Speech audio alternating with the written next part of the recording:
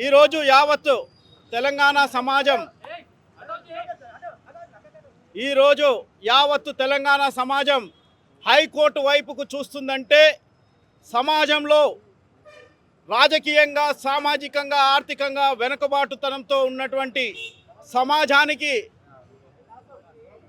పంచాయతీరాజ్ ఎన్నికల్లో కొద్దిపాటు అవకాశం ఇచ్చేందుకు రిజర్వేషన్ సౌకర్యం కల్పిస్తూ 42% రిజర్వేషన్తో స్థానిక సంస్థల ఎన్నికల కోసం రాష్ట్ర ప్రభుత్వం ఇచ్చినటువంటి జీవో నెంబర్ MS-9కు సంబంధించి ఈరోజు విచారణను జరగబోతుంది. అయితే ఉదయం ఈ విచారణ జరుగుతున్నటువంటి సమయంలోనే సర్వోన్నత న్యాయస్థానం 3 ప్రశ్నలు సంధించడం జరిగింది. ఒకటి, సుప్రీంకోర్టులో ఉన్నటువంటి కేసు యొక్క పరిస్థితి వివరాల గురించి అడిగి తెలుసుకోవడం జరిగింది. అందుకు అభిషేక్ సింఘ్వి గారు సీనియర్ కౌన్సిల్ ఫ్రమ్ ఢిల్లీ వారు వర్చువల్లో హాజరవుతూ వాళ్ళు ఒక విషయాన్ని చెప్పడం జరిగింది. Absolutely dismissed by the honourable supreme court అని చెప్పడం జరిగింది. సుప్రీంకోర్టులో ఉన్నటువంటి కేసును ఈ జీవో MS నెంబర్ 9ని రద్దు చేయాలని సుప్రీంకోర్టును ఆశ్రయించినటువంటి పెటిషనర్స్కి ఒక పిటిషన్ని డిస్మిస్ చేయడం జరిగిందని సీనియర్ కౌన్సిల్ గారు హైకోర్టుకు విన్నవించడం జరిగింది. అదేవిధంగా హైకోర్టు వారు ఏజీ గారిని ఒక విషయం అడిగారు, ఇందులో మీరేమైనా కౌంటర్ వేయబోతున్నారా అని. నో అని చెప్పడం జరిగింది. అయితే ఇందులో ఇంప్లీడ్ అయ్యేందుకు పెటిషనర్స్ 28 మెంబర్స్ పెటిషనర్స్ ఇంప్లీడ్ అయ్యేటటువంటి ఇంప్లీడర్స్ ఉన్నారు. ఆ పెటిషన్స్ కూడా ఈరోజు కోర్టు ముందు ఉన్నాయి. ఇవాళ మార్నింగ్ జరిగినటువంటి తొలి ఈ కేసును స్వీకరిస్తున్నటువంటి సందర్భంలోనే హైకోర్టు వారు ఇందులో 3 ప్రశ్నలు సంధించి తర్వాత 12 నుంచి 12:30 మధ్యలో ఈ కేసును వింటామని చెప్పడం జరిగింది. అయితే 28 మంది ఇంప్లీడ్ పెటిషన్స్ కూడా ఉన్నాయి. వాటిని వినాలనేటటువంటిది మేమందరం కూడా కౌన్సిల్స్గా కోర్టు వారిని విన్నవించబోతున్నాం. అదేవిధంగా రిజర్వేషన్ ఏదైతే ఎంపెరికల్ డాటాతో రిజర్వేషన్ని ఇవ్వడం జరిగిందో ఆల్రెడీ షెడ్యూల్ ఇవ్వడం జరిగింది ఎలక్షన్ కమిషన్ అని చెప్పి ఏజీ గారు కూడా కోర్టు దృష్టికి తీసుకురావడం జరిగింది. కోర్టు వారి దృష్టికి ఈ షెడ్యూల్ ఇవ్వడం జరిగింది, ఎన్నికల షెడ్యూల్ ఇవ్వడం జరిగిందని చెప్పడంతో కోర్టు వారు ఈ విషయాన్ని పూర్తిగా విన్న తర్వాతనే 12:30 తర్వాత ఈ కేసుకు సంబంధించినటువంటి ఆర్డర్లు ఏమైనా ఇచ్చే అవకాశం ఉంది. మా యొక్క విజ్ఞప్తి ఏంటంటే యావత్తు సమాజం 42% కోరుకుంటుంది. ఈ విషయంలో ప్రభుత్వం కూడా వారి యొక్క వాదనలు గట్టిగా వినిపించాలని మరోసారి విజ్ఞప్తి చేస్తున్నాం. Good morning. నా పేరు పాదూర్ శ్రీనివాస్ రెడ్డి, అడ్వకేట్ని. మేము ఈ 42% రిజర్వేషన్స్ ఏదైతే బీసీలకు ఇవ్వాలని తెలంగాణ గవర్నమెంట్ చెప్పిందో దాన్ని మేము సమర్థిస్తున్నాను. నేను ఫస్ట్ స్టేట్మెంట్ క్లియర్గా చెప్తున్నాను, మేము 42%కి వ్యతిరేకం కాదు, సమర్థిస్తున్నాను. మా పిటిషనర్ డి విజయపాల్ రెడ్డి గారు, federation of farmers association for Telangana, నిన్న మేము ఇంప్లీడ్ పిటిషన్ వేశాము. మా ఇంప్లీడ్లో ప్రేయర్ ఒకటే, ఏంటిది అంటే ఇప్పటిదాకా ఫార్మర్స్కి ఎలాంటి రిజర్వేషన్ లేదు.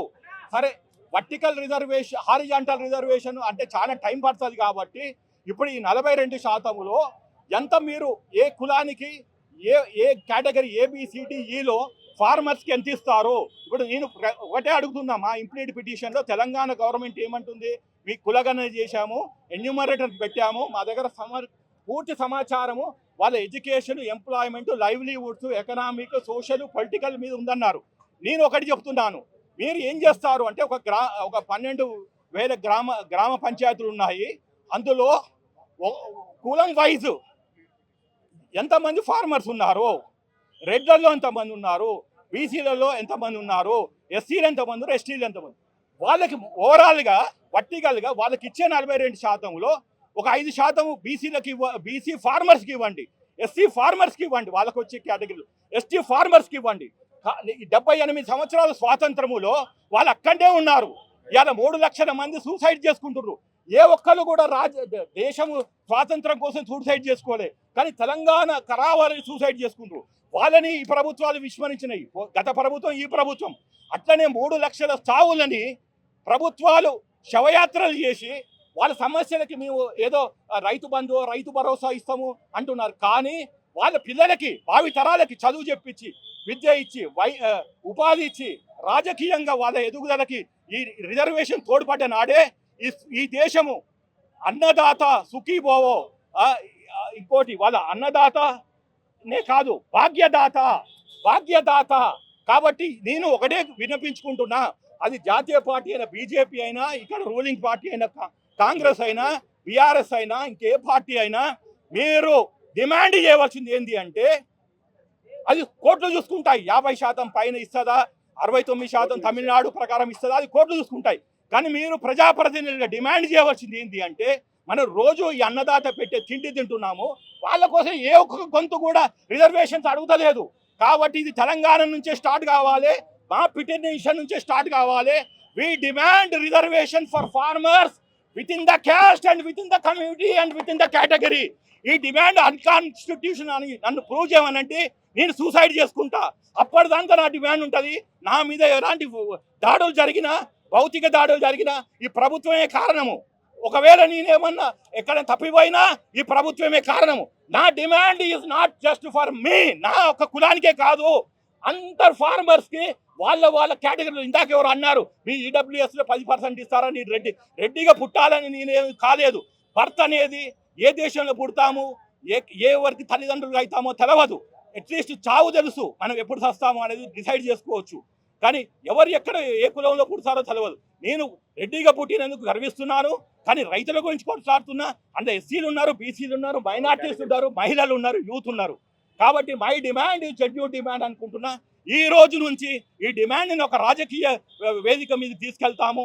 అవసరం ఉంటే ఈ దేశంలో పార్టీలు పుట్టాయి, అవి కులాల పేరు మీద పుట్టాయి, మతాల పేరు మీద పుట్టాయి. కానీ ఒక స్వచ్ఛమైన party Kisan, all India Kisan party start చేస్తాం.